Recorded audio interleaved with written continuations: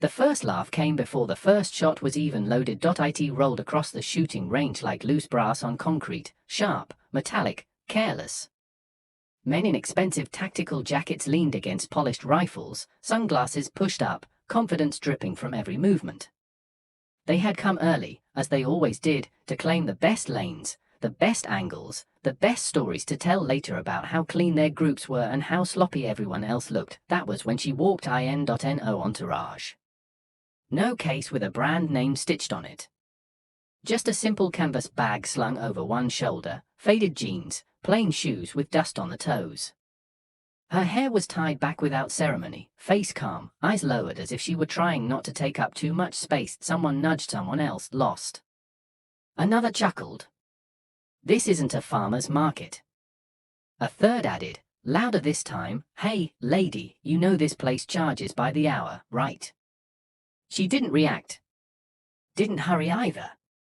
She moved at a pace that suggested she was exactly where she intended to be. Inside, the range smelled of oil and burned powder. Targets hung at impossible distances, some barely visible to the naked eye. Today wasn't a casual day. It was an open challenge event, no prizes, no cameras, just reputations on the line. The kind of day where egos came dressed better than people. The men noticed her bag when she set it down. Too light. Too soft, no hard case. One whispered, grinning, probably borrowed something. Another said, watch her flinch. She signed in quietly. Her name didn't ring bells.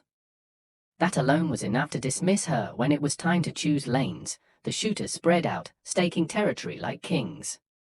She took the last open spot at the far end. The wind was worse there.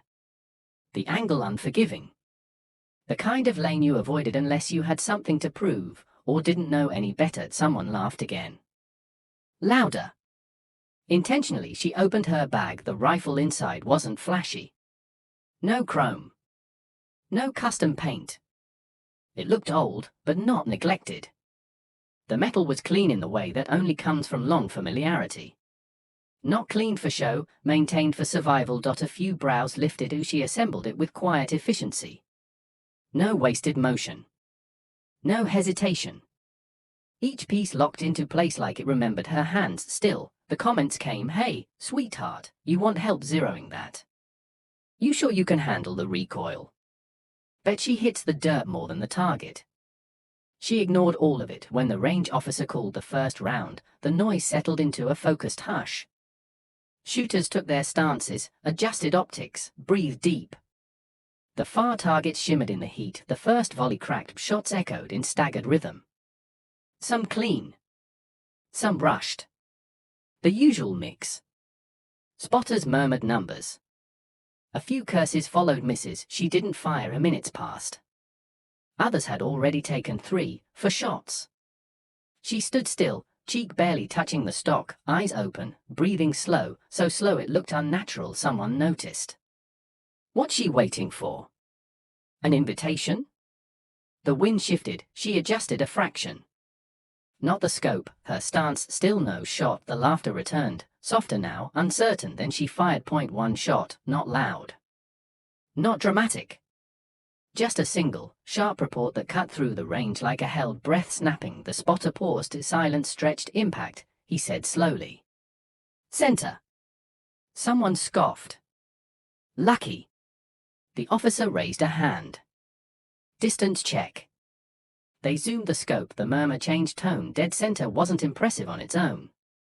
What followed was the target hadn't been the standard one. She had selected the smallest marker at the farthest distance, the one most of them avoided because it ruined average scores.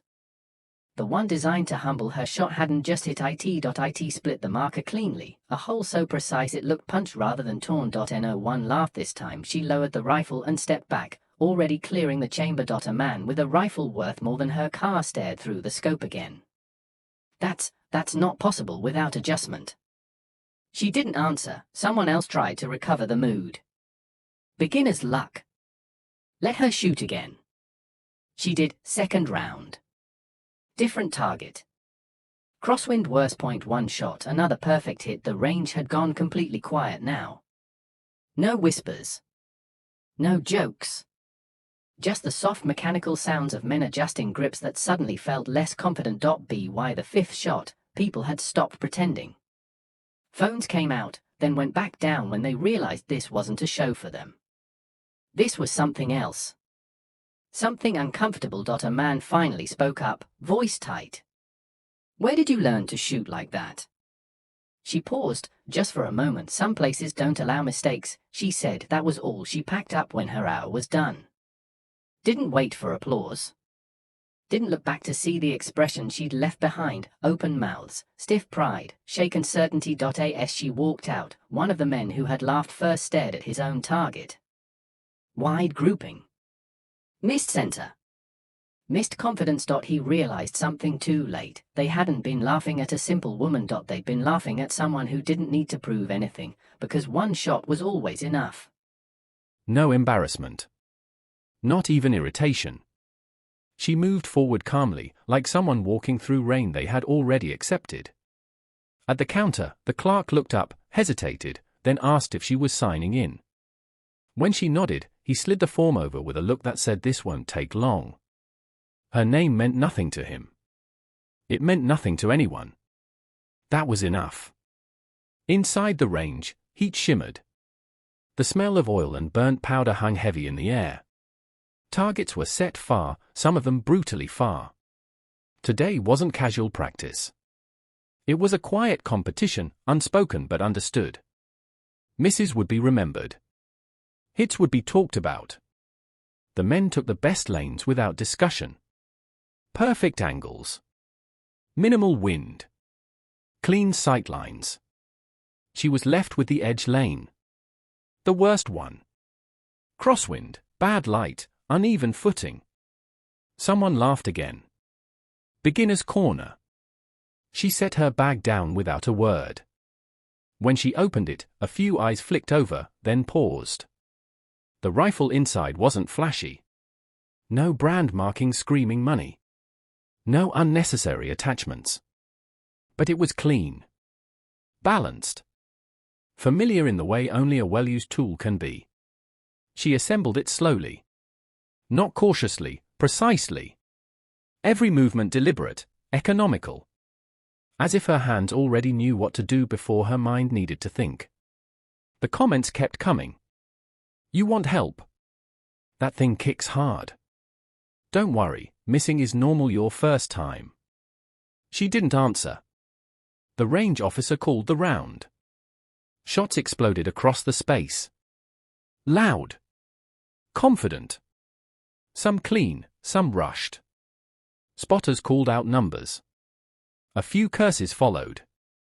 She didn't fire. Seconds passed. Then minutes. People noticed. What's she waiting for? Too scared. She's frozen. But she wasn't frozen. She was listening. To the wind brushing past steel. To the subtle change in pressure.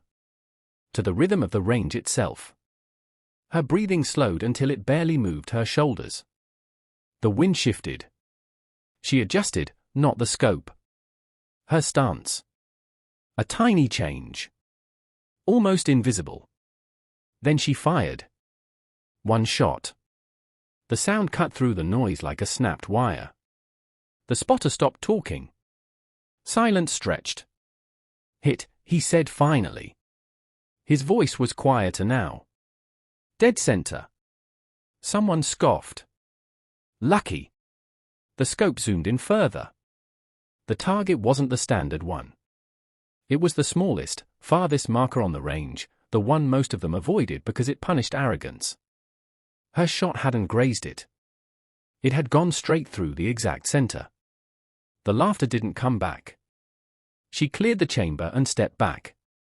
"Shoot again," someone said, not mocking now. Almost hopeful. She raised the rifle once more. Different target. Worse wind. One shot. Another perfect hit. By the third, then the fourth, people had stopped shooting altogether. Rifles lowered. Hands tightened. Confidence drained quietly, without ceremony. Someone finally asked, "Where did you learn to shoot like that?" She paused, just long enough to consider whether the answer mattered. In places where you don't get a second chance, she said. Nothing more. When her hour was over, she packed up. No smile. No acknowledgement.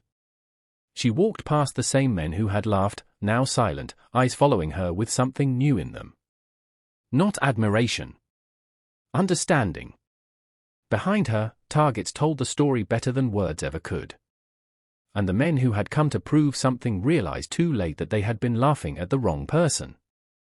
Because some people don't need many shots. Just one.